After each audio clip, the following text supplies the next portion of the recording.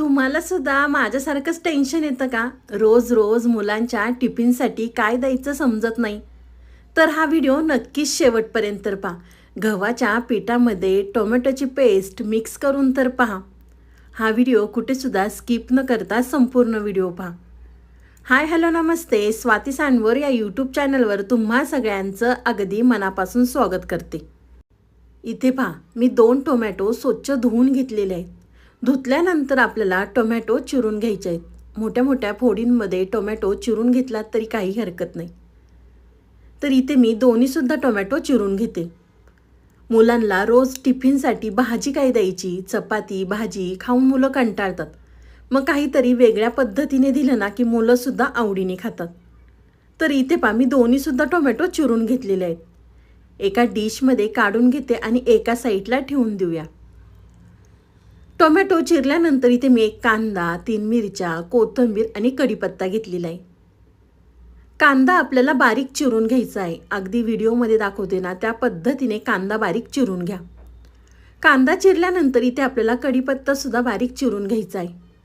फोडणीमध्ये कढीपत्ता दिलं की मुलं निवडून काढतात. मग असा पदार्थ बनवताना ना कढीपत्ता अगदी बारीक चिरून घातला की मुलंसुद्धा अगदी आवडीने खातात आणि त्यांना समजतसुद्धा नाही की आपण यामध्ये कढीपत्ता घातलेला आहे. कढीपत्ता चिरल्यानंतर इथे मी 3 मिरच्या बारीक चिरून घेतलेल्या आहेत. जर खूपच लहान मुलं खाणारे असतील ना तर मिरच्या स्किप केल्या तरी चालणार आहे. तर इथे मी कोथिंबीर, कांदा, मिरच्या, कढीपत्ता बारीक चिरून घेतलेला आहे. त्यानंतर छोटं मिक्सरचं भांडं घेतलेलं आहे. मिक्सरच्या भांड्यामध्ये आपल्याला चिरलेला टोमॅटो घालायचा आहे आणि मिक्सरमधनं छान बारीक वाटून घ्यायचा आहे. अगदी या पद्धतीने टोमॅटो वाटल्यानंतर एका वाटीमध्ये काढून घेते. इथे मी एक पसरट आकाराचं भांडं घेतलेलं आहे. त्यामध्ये आपल्याला 1 कप गव्हाचं पीठ घ्यायचं आहे.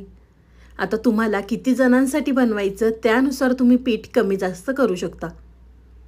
1 कप गव्हाचं पीठ घेतल्यानंतर त्यामध्ये आपल्याला वाटलेला टोमॅटो घालायचा आहे आणि छान व्यवस्थित आपल्याला मिक्स करून घ्यायचं आहे. तोपर्यंत तुम्ही माझा व्हिडिओ इथपर्यंत पाहिलाच आहे आणि व्हिडिओ थोडा तरी आवडला असेल ना तर व्हिडिओला 1 लाईक नक्कीच करा. साईडचं बेल आयकॉनसुद्धा प्रेस करा म्हणजे तुम्हाला माझे नवीन व्हिडिओ पाहायला मिळतील. गव्हाच्या पिठामध्ये टोमॅटो मिक्स केल्यानंतर त्यामध्ये आपल्याला चिरलेला कांदा, चिरलेली कोथिंबीर, चिरलेल्या मिरच्या, कढीपत्ता घालायचा आहे. मिक्स केलं की त्यामध्ये आपल्याला काय बेसिक साहित्य घालायचं. इथे मी 1 चमचा ओवा, 1 चमचा आपल्याला यामध्ये जिरे घालायचे आहेत. तुम्ही जिरा पावडर घातली तरी काही हरकत नाही. रंगासाठी अर्धा चमचा काश्मीरी मिरची पावडर.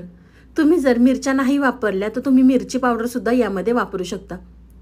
अर्धा चमचा हळद, चवीनुसार आपल्याला त्यामध्ये मीठ घालायचं आहे. सगळं साहित्य घातल्यानंतर आपल्याला या ठिकाणी पाणी घालायचं आणि पीठ हे छान व्यवस्थित मिक्स करून घ्यायचं आहे. तुम्हाला मी पुढे सांगतेस की यामध्ये मी किती पाणी वापरलेलं आहे. तर इथे आपल्याला थोडं थोडं पाणी घालून छान हे पीठ आपल्याला व्यवस्थित मिक्स करून घ्यायचं आहे. तुम्ही यामध्ये भाज्यासुद्धा वापरू शकता. चिरलेलं गाजर किंवा चिरलेली सिमला मिरची किंवा चिरलेला कोबीसुद्धा यामध्ये तुम्ही वापरू शकता. खूप मुलांना भाज्या आवडत नाही तर त्यांना अशा पद्धतीने खाऊ घाला. तर इथे पहा, मी छान व्यवस्थित हे पीठ मिक्स करून घेतलेलं आहे. तर या ठिकाणी मला 2.5 वाट्या पाणी लागलेलं आहे. हे पीठ खूप जास्त सैलसर नाही आहे किंवा खूप जास्त दाटसरसुद्धा नाही आहे. पीठ व्यवस्थित मिक्स केलं की त्यामध्ये आपल्याला 1 चमचा तांदळाचं पीठ घालायचं आहे म्हणजे आपला पदार्थ छान कुरकुरीत होतो.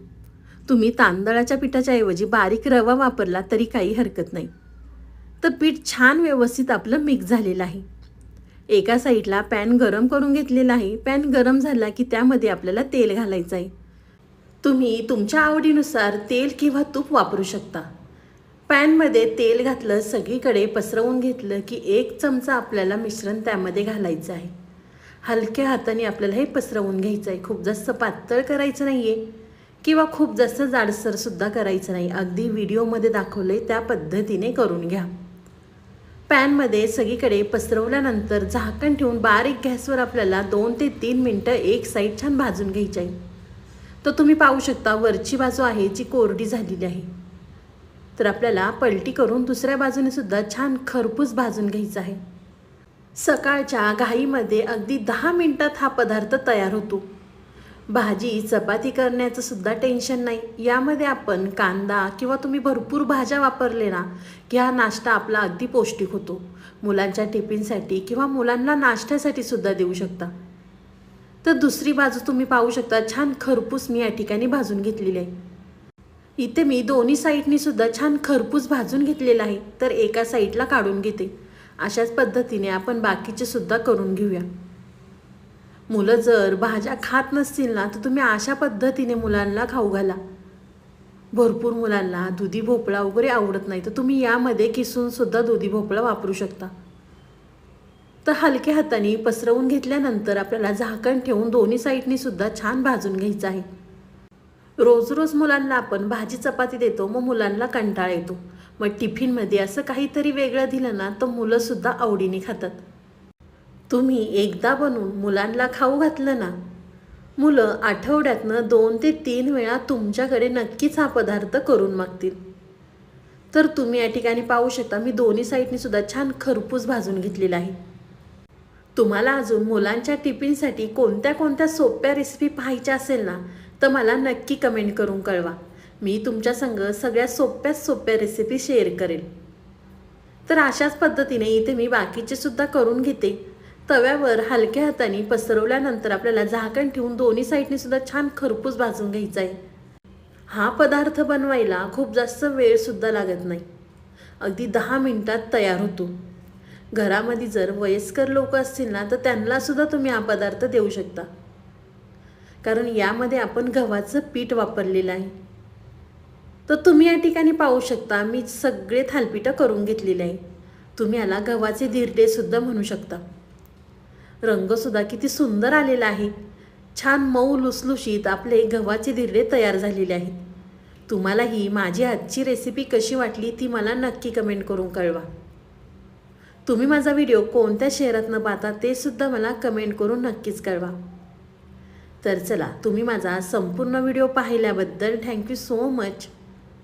पुन्हा भेटूया असाच एक छानसा व्हिडिओ घेऊन। तोपर्यंत स्वस्त खा, मस्त राहा। बाय।